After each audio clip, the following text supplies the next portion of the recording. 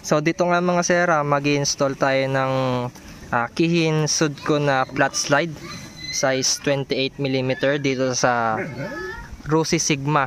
So sabi nung mekaniko natin, sa kanya kasi motor to nabibitin daw siya sa takbo kapag pino-full throttle niya na, ayaw ng mag top speed.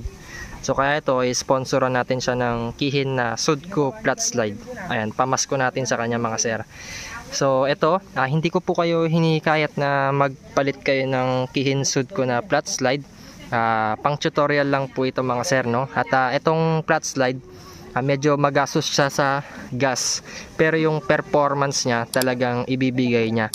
Ayan, kapag gusto nyong bumili mga sir, maglalagay na lang ako ng link dyan sa baba sa pin comment at dyan sa description box. At tara, simulan na natin.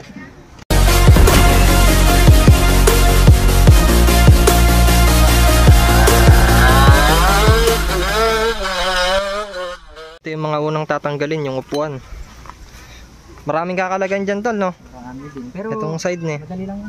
Yung tangke hindi mo na ibababa dyan? Bababa, pero ang itatanggalin lang dyan, itong cover. Ito, mabubunot na yan. Ba't pala gusto mo magpalit ng flat slide tol? Medyo nabibiting kasi ako sa takbo ng 28 na replacement, kaya gusto kong ikabit yung ano. Yung flat slide ni. Ito, yung flat slide. Ayan, magang pamasko natin sa kanya to. Tas ilan yung top speed mo dito ay? Sa top speed ko dyan, nagwa 138. 138. Ganon. 250cc to, no? 250. Ayan, 250cc. Tas pagka pino-full throttle mo? Full throttle, medyo nabibitin siya, parang kilay na niya pabalik. Oo. Ayan, magkakalag na dito.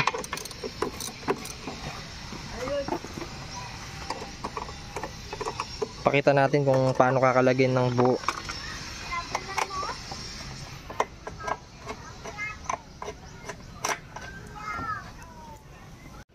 Tapos pati tornilyo dito.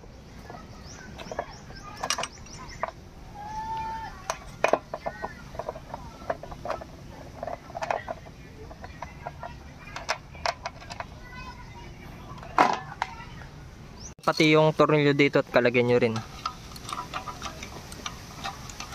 Marami pa naman naka Rossi Sigma tol, no? Madami tol. Kung nabibitin sila sa takbo ng ano nila, yan, subukan nyo. Talagang bibigay yung takbo. And mag-spark plug reading ka rin dyan. Oo. Ito na lang tatanggalin, no? Tapos may tornilyo din dito sa gilid, sa side fairings nya. Puro allen siya? Puro allen lahat. Yan ang kagandahan sa Rossi ngayon, lahat ng tornilyo niya sa kaha ngayon, allen na.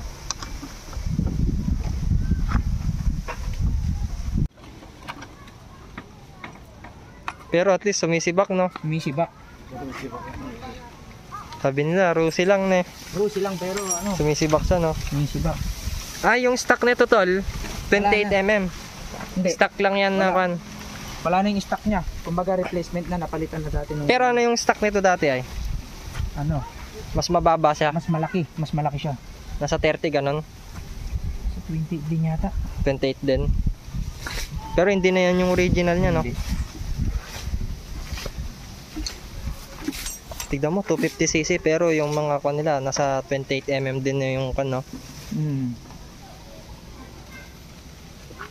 Yung size.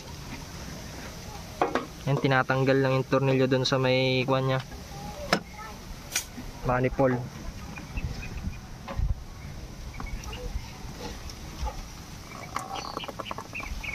Di open carb mo na yan tol.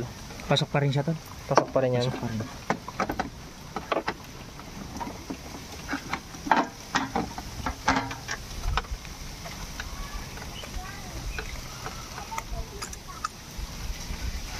Ayan, natanggal na yung stock or yung replacement.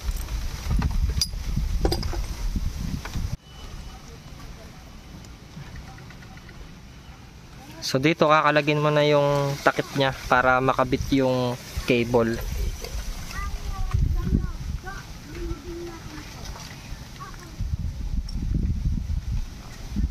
Yan, ganyan yung itsura ng flat slide. Ganyan yung piston niya. Pa-flat siya. Compare mo sa round. Ayan. Ang kagandahan dito, mas maganda yung performance niya. Compare mo dito. Kaso dito medyo magastos lang siya ng konti sa gas. Pero sulit naman. Oo.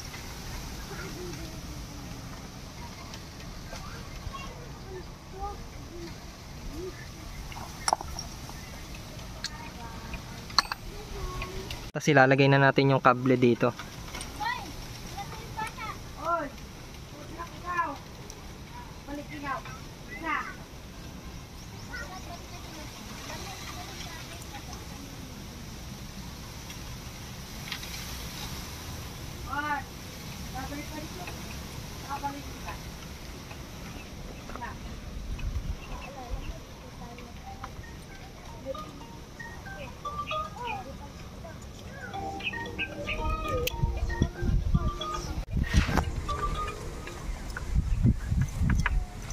Ayan.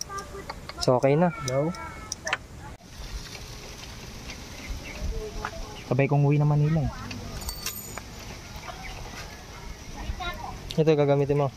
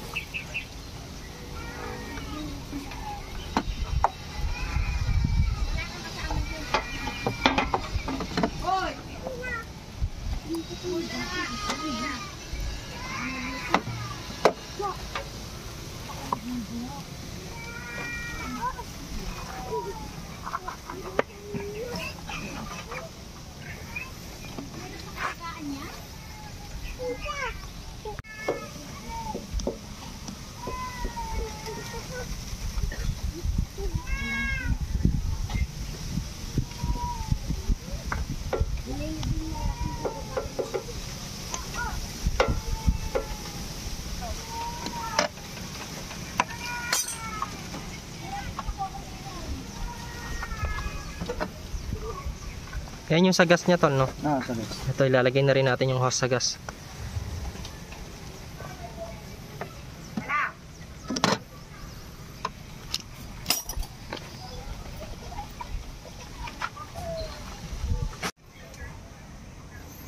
So yan yung kasamang hose niya. Ganda, transparent din, no?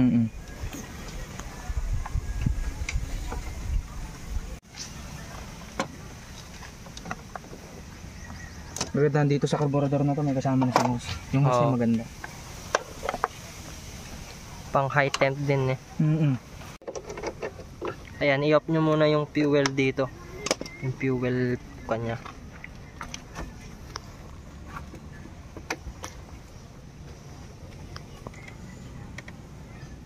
Tapos ipapasok nyo na dun yung hose.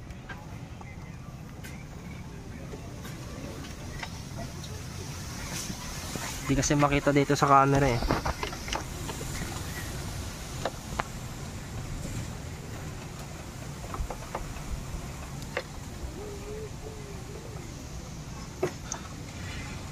Ayan, papaganahin na natin.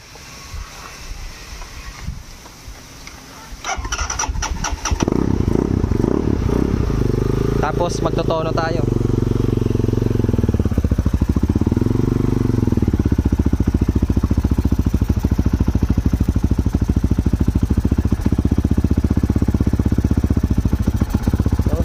Bali yung sa karayom, hindi na natin siya ginalaw. Yung jettings nito, ilalagay ko na lang sa description box tsaka sa pin comment, mga sir.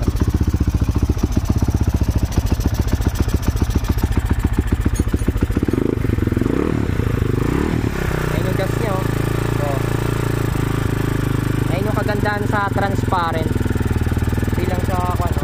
Nakita niyo yung bula? Ayan. Pakita natin. Bobombahin ko, ah.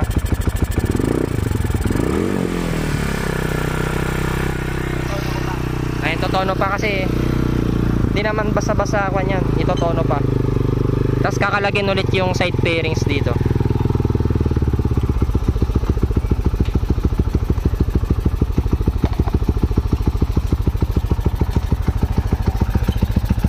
Ayun yung tinatawag nilang pugpug tune. Ba't pugpug tune ay?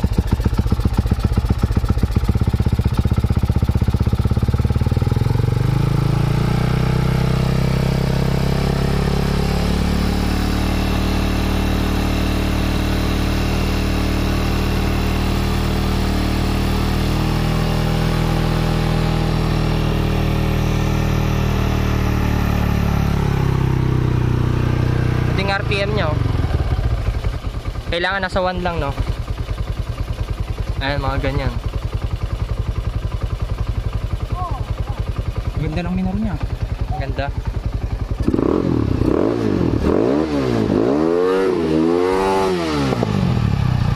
Backfire pa. Yun lang yung ginalaw mo, tol, no? Yung sa may flat Hangin screw, lang. Sa hangin lang yan.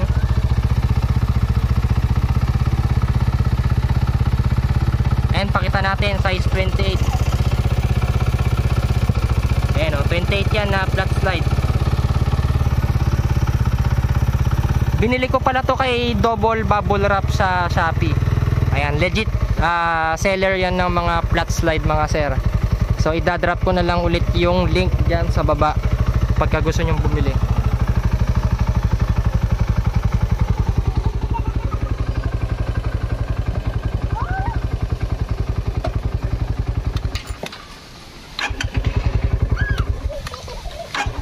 One push start, no?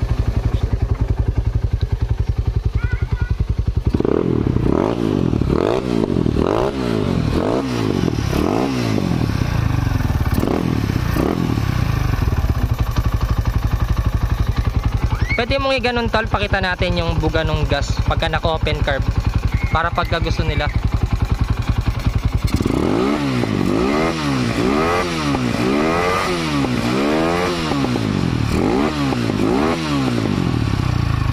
Lakas ng buga, no? Ayos. Konting tono na lang.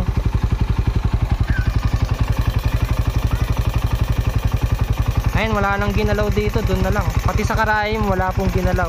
Nasa uno lang siya, tol, yung karayom, no?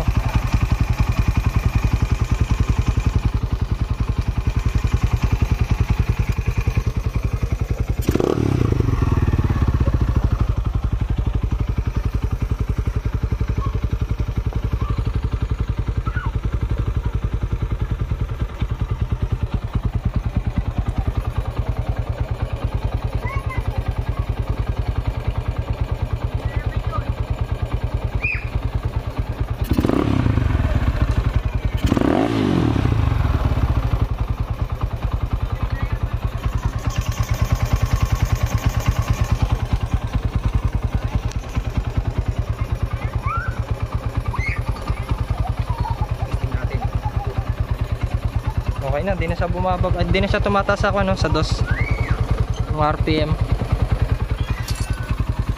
Bench! Bantayan mo to.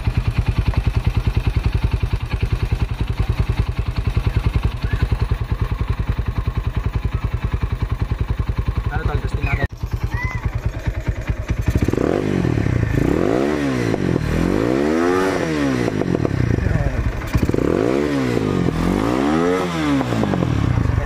Masagad, no? Grabe din siya lang. Pero rapid backfire siya, no?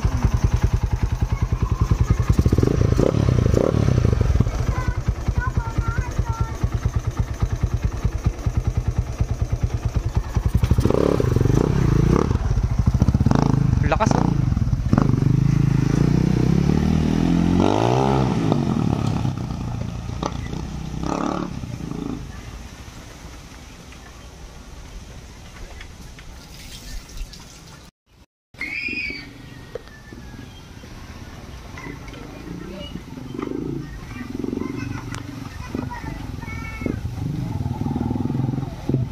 Ayan, tas magte-test drive tayo.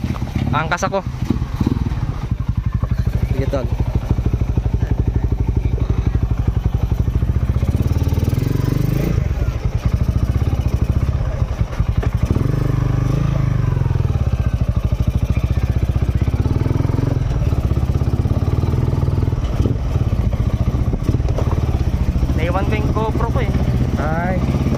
Okay sa naman ano. yan. Oo, okay naman.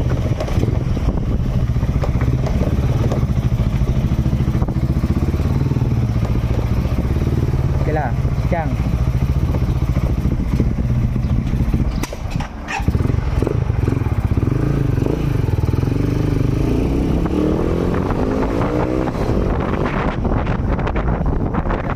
Solid.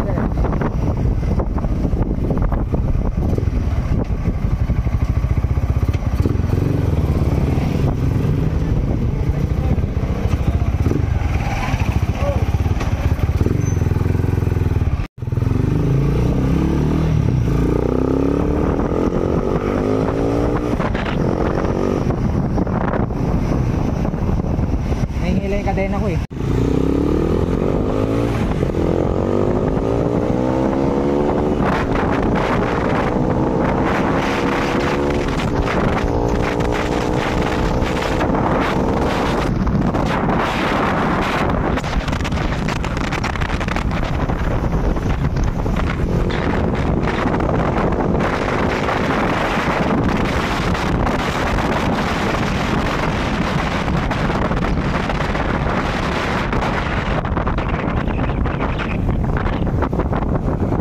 Kamusta yung performance niya, tol?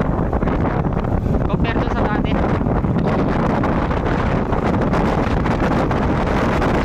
Hindi siya nalulunod, no?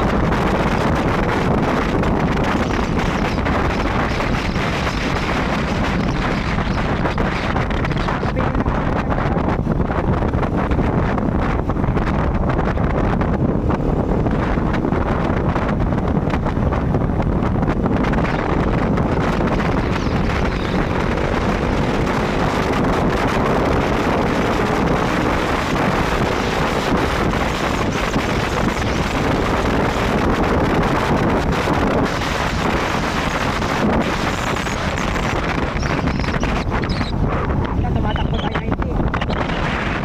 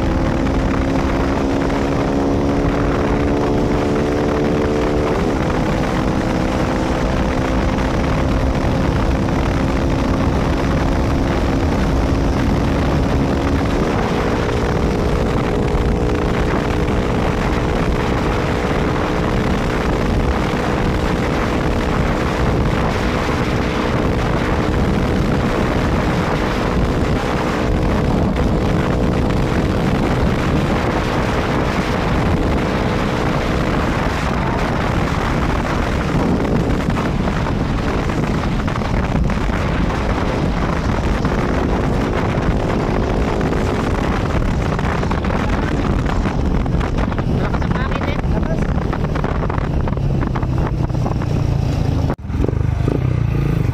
Wala siyang agok. Wala, solid.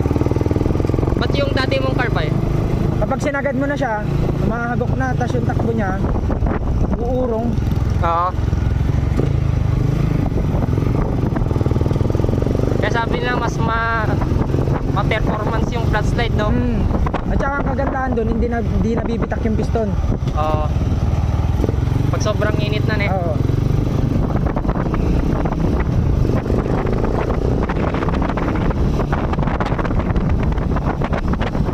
Basta, Ayos tol. kaya pa, no? Talaga, kalakas lang ng hangin talaga eh. Kaya niya pa, no? Kaya niya pa mag top speed, ne? Kaya niya pa. Eh, ang inisip ko lang kasi, naramdam ko ginagalaw kami ng hangin kanina eh. Okay na. Tinesting natin. Yan, okay daw yung Saka minor yung niya. minor niya hindi stable. Dati yung guard mong ganyan, namamatay siya. Namamatay siya. Mm. Ngayon, yung minor niya stable na. Oo, hindi na bumababa, no? Hindi na. Hindi siya nalulunod kanina. Ano? Okay na.